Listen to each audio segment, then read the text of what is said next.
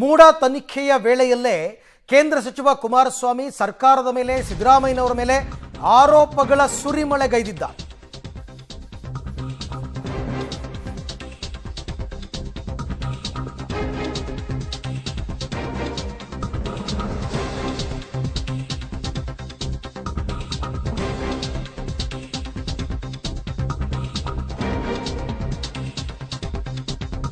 ಮೂಡ ತನಿಖೆ ಹೊತ್ತಲ್ಲೇ ಕೇಂದ್ರ ಸಚಿವ ಎಚ್.ಡಿ.ಕೆ ಬಾಂಬೊಂದನ್ನು ಸಿಡಿಸಿದ್ದಾರೆ.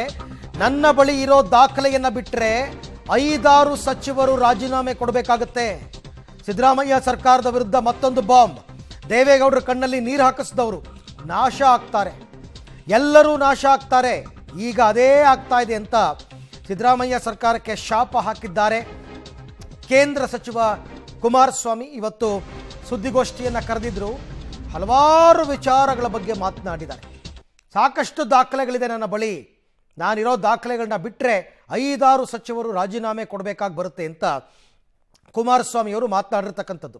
ಈ ಸರ್ಕಾರದಲ್ಲಿ ಇರ್ತಕ್ಕಂಥವರು ಹೆಚ್ಚು ಕಡಿಮೆ ಎಲ್ಲರೂ ಭ್ರಷ್ಟರೇ ಅಂತಕ್ಕಂಥದ್ದು ಅವರ ಆರೋಪ.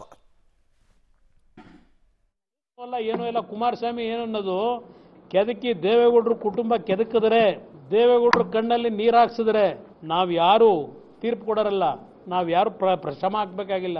ಯಾವ ದೇವೇಗೌಡರು ಶಿವನನ್ನ ನಂಬಿ ಬದುಕಿದ್ದಾರೆ ಈ 92ನೇ ವಯಸ್ಸಿನಲ್ಲೂ, ಆ ವ್ಯಕ್ತಿಯ ಕಣ್ಣಲ್ಲಿ ನೀರು ಏನ ಬಿದ್ದಿದೆ, ಆ ವ್ಯಕ್ತಿಯ ನೋವೇನಿದೆ, ಆ ನೋವಿನಲ್ಲಿ ಈ ಸರ್ಕಾರ ಯಾವ ರೀತಿ ಭಸ್ಮ ಆಗುತ್ತೆ ಅಂತಕ್ಕಂಥದ್ದು ಭಗವಂತ ಮಾಡ್ತಾನೆ, ನಮ್ಮ ಕೈಲಿಲ್ಲ. ಅದು ಭಗವಂತ ಮಾಡಿದ್ದಾನೆ ಈಗಾಗಲೇ. ಪಾಪ ಎದುರಲ್ಲ ಅಂತಾರೆ. ನಾನು ಮೊನ್ನೆ ಅವ್ರು ಕೆಲಸ ಮಾಡೋ ಹೇಳ್ತೇವೆ, ಪಾಪ ಸಾರ್ 2:30-3 ಗಂಟೆ ರಾತ್ರಿ ಎದ್ಬಿಟ್ರು, ದಿಕ್ಕಿನ ಎದ್ದು ಕೂತ್ಕೊಂಡ್ಬಿಟ್ರು. ಡಾಕ್ಟ್ರು ಕರ್ಸಿದ್ರು, ಡಾಕ್ಟ್ರು ನೀವೆಲ್ಲೂ ಹೋಗ್ಬಾರ್ದು ಇಲ್ಲೇ ಇರಬೇಕು ಅಂತ ಕೂರಿಸ್ಕೊಂಡಿದ್ರು. ಇದು ನಿಮ್ಮ ಪರಿಸ್ಥಿತಿಗೆ ಬಂದಿದ್ದೀರಪ್ಪ. ನಾನು ಯಾರಿಗೂ ಎದುರಲ್ಲ. ಇನ್ಯಾರು ಈ ರಾಜ್ಯದ ಮುಖ್ಯಮಂತ್ರಿ ಪರಿಸ್ಥಿತಿ ಅಲ್ಲಿಗೆ ಬಂದಿದೆ. ಓಕೆ, ಇದು ಕುಮಾರಸ್ವಾಮಿ ಅವರು ಒಂದಷ್ಟು ಎಮೋಷನಲ್ ಆಗಿ ಕೂಡ ಮಾತಾಡಿದ್ದಾರೆ. ಇವತ್ತು ದೇವೇಗೌಡರ ಕಣ್ಣಲ್ಲಿ ನೀರು ಹಾಕಿಸಿದವರು ಯಾರೂ ಕೂಡ ಉದ್ಧಾರ ಆಗಲ್ಲ, ನಾಶ ಆಗ್ತಾರೆ ಅಂತ ಹಲವಾರು ವಿಚಾರಗಳು. ಈಗ ಅವ್ರನ್ನ ಇನ್ಫ್ಯಾಕ್ಟ್ ಲೋಕಾಯುಕ್ತ ತನಿಖೆಗೆ ವಿಚಾರಣೆಗೆ ನಿನ್ನೆ ಹೋಗಿದ್ದು ಕೂಡ ಅದಕ್ಕೂ ಸಿದ್ದರಾಮಯ್ಯನೇ ಕಾರಣ ಅಂತ ಅವ್ರು ಮಾಡ್ತಿರೋ ಆರೋಪ.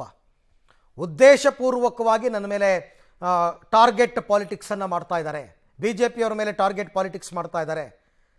ಇವ್ರು ಮಾಡಿರ್ತಕ್ಕಂಥ ಭ್ರಷ್ಟಾಚಾರಗಳ ಬಗ್ಗೆ ಇವ್ರು ಯಾರೂ ಮಾತಾಡ್ತಾನೆ ಇಲ್ಲ. ಇದಕ್ಕೆ ರಾಜೀನಾಮೆ ಕೊಡಲ್ಲ ಅಂತ ಬೇರೆ ಮಾತನಾಡ್ತಾರೆ. ಎಲ್ಲವನ್ನ ಎದುರಿಸ್ತೀನಿ ಧೈರ್ಯವಾಗಿ ಅಂತಾರೆ. ರಾತ್ರಿ 3 ಗಂಟೆಗೆ ಎದ್ದು ಕೂತ್ಕೋತಾರೆ, ಡಾಕ್ಟ್ರನ್ನ ಕರೆಸ್ತಾರೆ. ಹೀಗೆಲ್ಲ ಒಂದಷ್ಟು ವಿಚಾರಗಳ ಬಗ್ಗೆ ಇವತ್ತು ಕೇಂದ್ರ ಸಚಿವ ಕುಮಾರಸ್ವಾಮಿಯವರು ಆರೋಪವನ್ನು ಮಾಡಿರ್ತಕ್ಕಂಥದ್ದು. ಸಿದ್ದರಾಮಯ್ಯ ಸರ್ಕಾರಕ್ಕೆ ಶಾಪವನ್ನು ಹಾಕಿದ್ದಾರೆ ಕುಮಾರಸ್ವಾಮಿ.